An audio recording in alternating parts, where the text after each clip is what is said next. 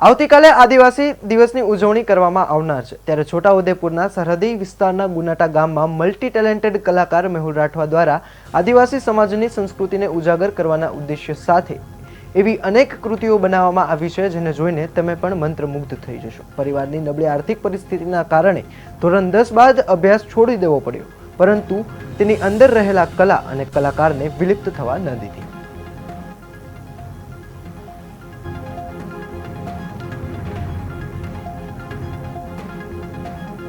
अलग अलग माटीमांथी चित्रों बनाया छे अने जे लाकडामांथी पण बनावे छे, पत्थरोमांथी पण बनावे छे।